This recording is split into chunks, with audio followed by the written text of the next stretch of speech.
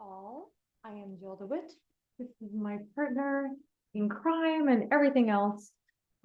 Stephen Jack Pitala. We are Land Academy.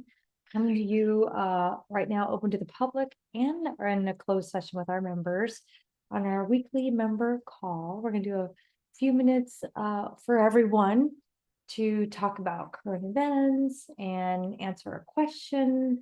And share some tips for you as land investors, and then we're going to close her up and get down to the nitty gritty and look at some deals and talk about some situations and some really good stuff with our community. This is Jill's going to address some of the questions and go through a little bit of housekeeping, and I'm going to do a little bit of real estate news. But I have a special, not so amazing surprise, but a small surprise. I'm going to run a red, green, yellow test for the public and for everybody before we start the actual call. So while Jill is doing her housekeeping / news, please come up with a couple of zip codes that are adjacent, and I'll do them for you. I'll do it live, just like I do it, for us in real time. A couple of sets of zip codes, and I'll drop them in, and we'll see where it goes. This is for everybody or just for members? This is for everybody. Shut up, really? Yeah. Oh, pretty special today. All right, deal. You have control of the mouse. Please. Thank you, Eric. Or Chris, excuse me. Apparently Jack doesn't want me to talk today, so my mic is way down. I'm joking. All right, thank you. How is this? Is this better? Thanks. Oh, good, much better. Thank you. I am sure that was unintentional. Yeah, I'm sure it was too. Jack doesn't want me to talk today because today's different than every other day. Yeah, thanks. All right, so let's get to it. All right, so here's our question for this week. It's from Mary L. And she wrote in, I feel like Land Academy is a path for me, but I'm really worried about funding deals when the time comes.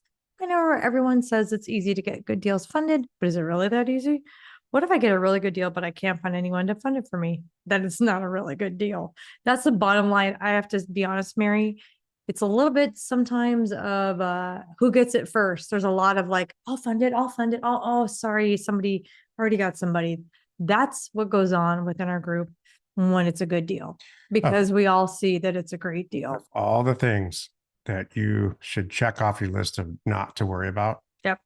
This is at the top of don't worry about it list. Yep. And it's ironic because we all are concerned about, this is a totally legitimate and prevalent concern. Very. But if you got a good deal, there's going to be people lined up, even if it's a mediocre deal.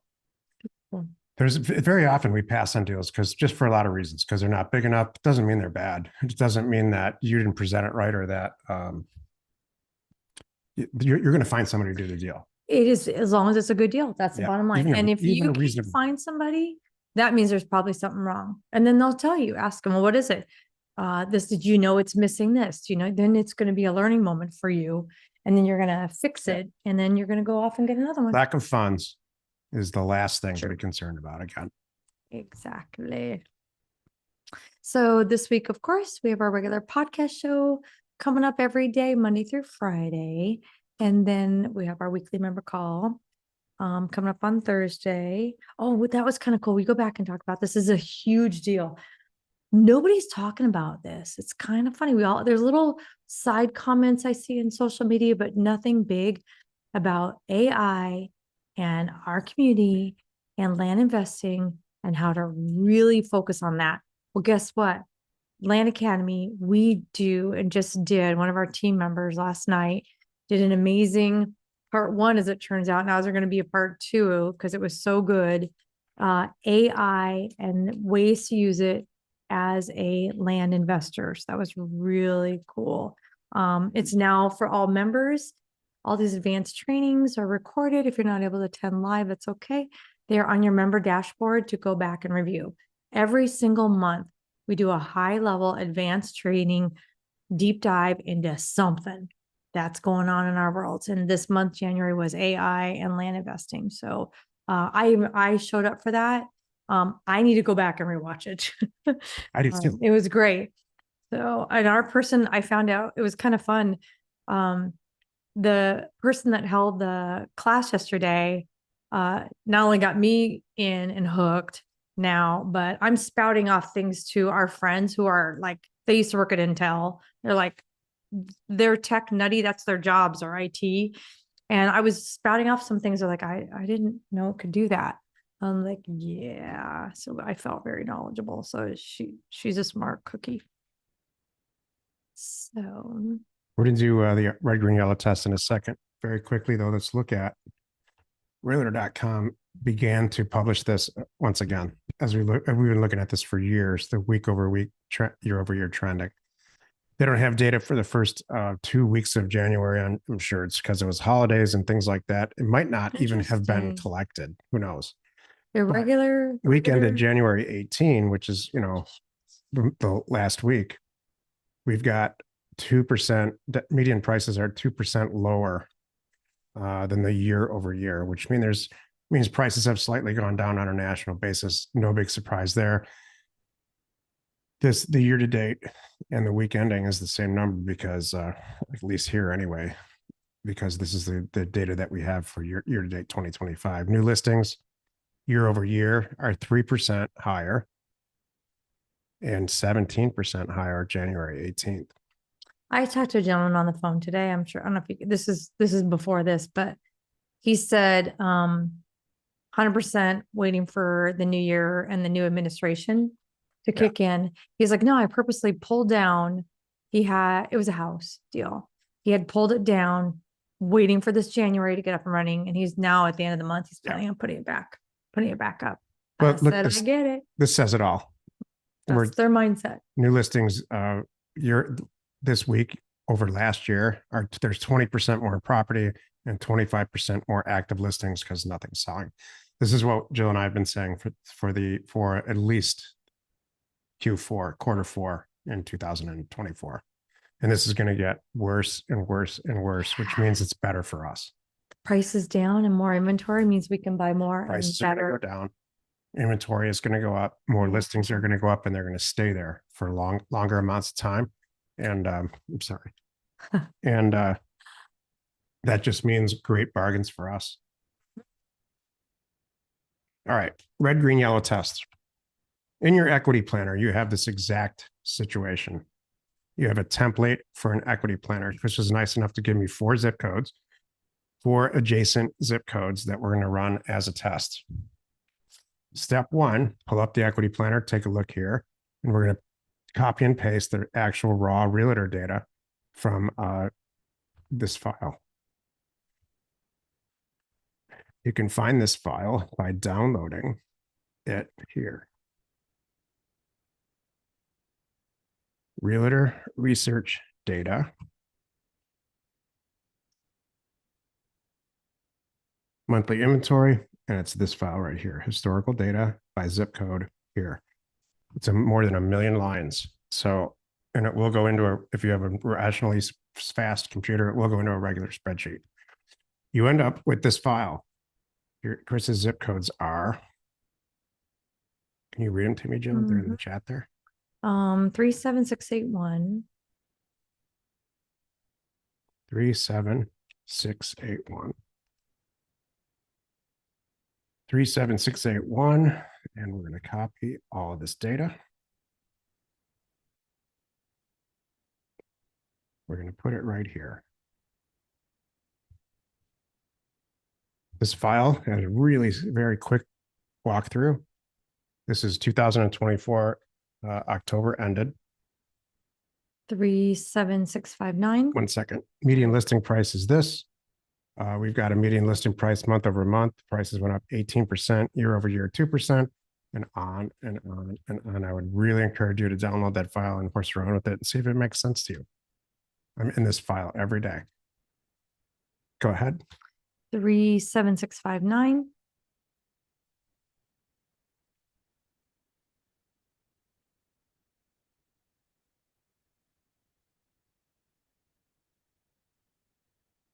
Same deal. Copy and paste the data.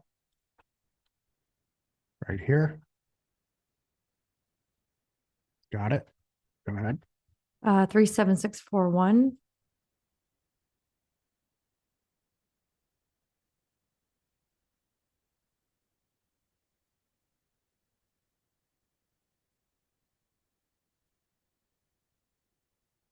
Go ahead. 37690.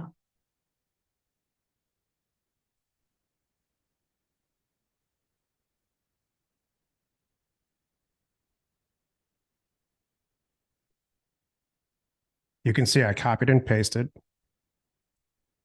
the data in here. I'm going to pull the data over. I'm going to copy and paste the red, green, yellow statistics.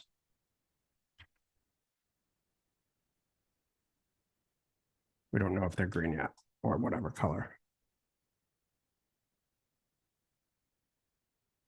For Land Academy members, this was an advanced training in itself that Jack did last fall, and it's on your member dashboard. In the simplest form, we need to look at all four of these zip codes and see which one's better. Days on market, the lowest one. This is the very lowest one, so it's super clear of the four that this is green. This new listed pending, that means that the number of properties that have newly been listed in the last 30 days in this month against the number of properties that went pending that are on their way to being sold. So properties that are going on the market and properties that are coming off the market. You want this number to be low. You want more properties going out and less properties coming in. So that is the high velocity. So lower is better, clearly green here. And then the third statistic, we need to pull the total number of properties within this zip code. So for that, we go to your subscription on data tree. If you're a member, You have this. Lizette, you have this, and welcome. Glad you're here. advanced search. I think this is Tennessee. Do 376. You want to do zip? Oh, you're just going to do this zips? Or how do you want to do it? Okay.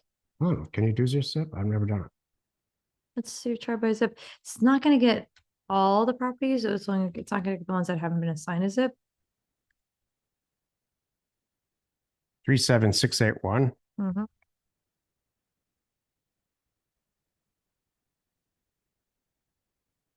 Is it could be good. 3835.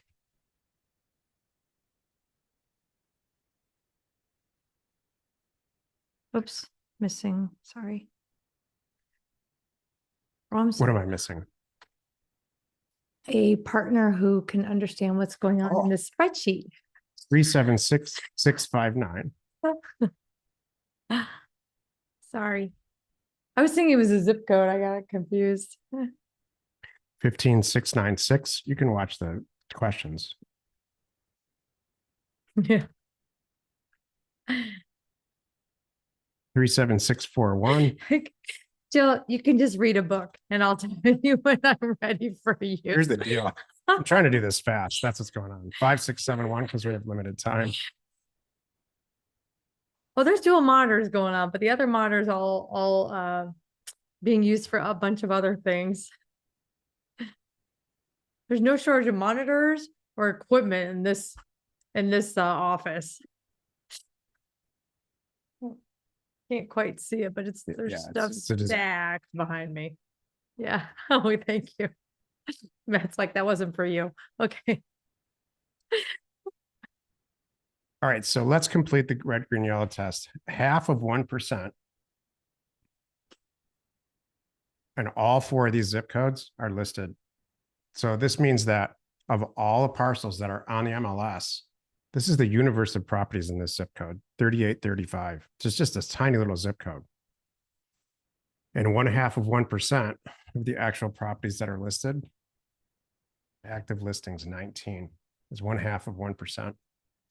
All these are green. You can see that these are in the past. This is a history of, What you say is green, what you say is yellow, what you Yeah, feel what I is think about. red. Yeah. This immediately sticks out as not good. 100% of the properties that have been listed are pending. So that means that, in fact, less than 100. So there are more properties being listed than pending. So this is red compared to these Michael four. says in this new list of pending, you want it to be low. Did you say you want it to be low but not zero? What's Well, zero would mean there's nothing, there's not enough data. okay? If you get zeros in these, that's good. That's not good. You have to then go dig and find out what's going on. But that's beyond the scope of this conversation. Oops. Yeah, it's a great I'll question. throw it in here. See these real small numbers. There's 60 pending properties in this zip code.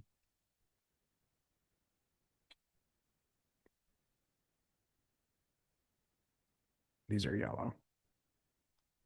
Okay. This could be green. This is yellow and yellow.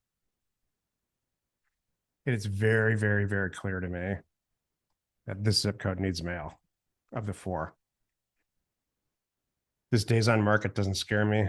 I would send it here too. In fact, all three of these zip codes here and here and here, I would send. I would have to investigate about what's going on here. Something's stopping that.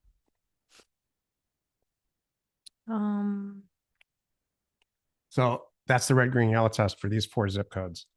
I blew through it quickly because of the environment we're in on Thursday calling. And We'll do more. but I just want you to be aware of, we talk about this all the time. Where do you send mail? What's the magic? It has to be database backed. This is the very step one of that. After you troll and you found these zip codes, then you take a look at it, make some decisions. Cool. This is good. Do you anything else you want to cover before we close it up for our members? And Unless you want to address questions. yeah, I can answer questions. Sure. So we got Michael's. So here's Caesar's. Why are we pitting okay, so why we're pitting, always been a bit curious why we're pitting adjacent zip codes against each other in the red, yellow, green test. Because when we mail out, we mail the entire county, right? You know, what am I missing? That's exactly right. Well, you don't necessarily mail the entire county. You pull the entire county of data, and from there you extrapolate which ones are best.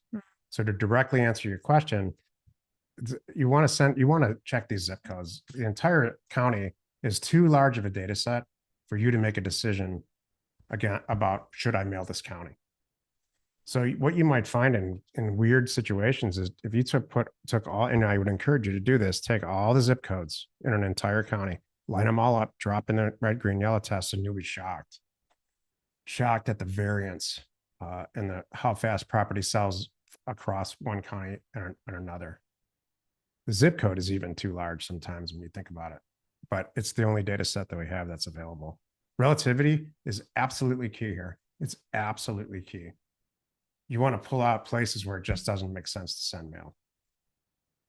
And we just did. This place is probably, of the four, the least attractive. Caesar has a part B. So I've been told twice before, after finding good zip codes in a county, go ahead and mail the entire county.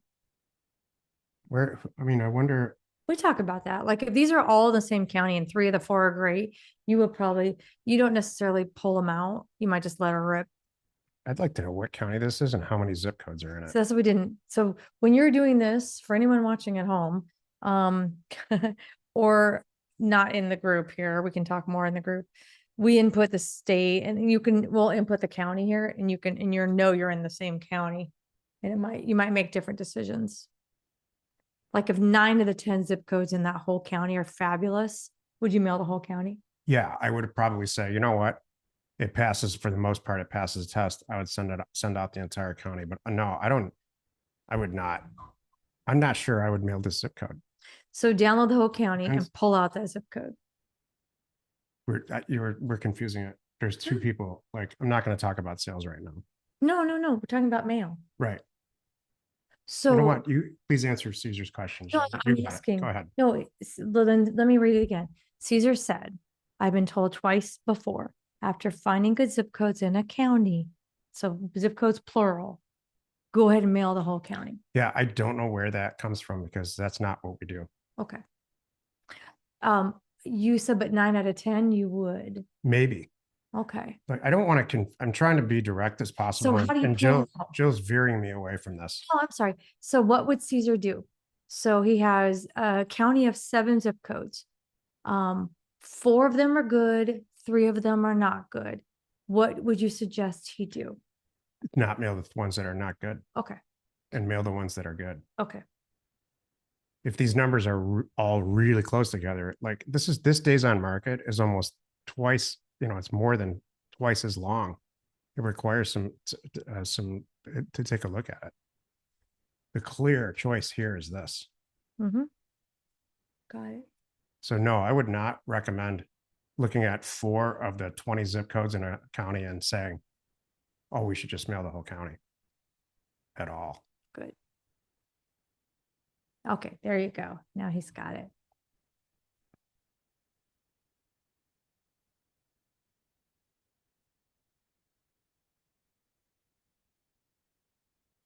Exactly. Steve said spend the money marketing on a second mailing to the good zips. Your very first zip code, your very first mailer, we got this question on a podcast. Jill and I recorded a podcast today, the whole week. And the first mailers that you do, the first set of mailers should be somewhat exploratory. Send them out to all different types of places. You're going to get find 1 or 2 places, hopefully, that come back where it's like, wow, we need to really send some serious mail. Steve's right. He has a ton of experience doing this. Mm-hmm. Okay. What's the next step here, Jill? We're going to close it up. Yeah, you're in charge. I don't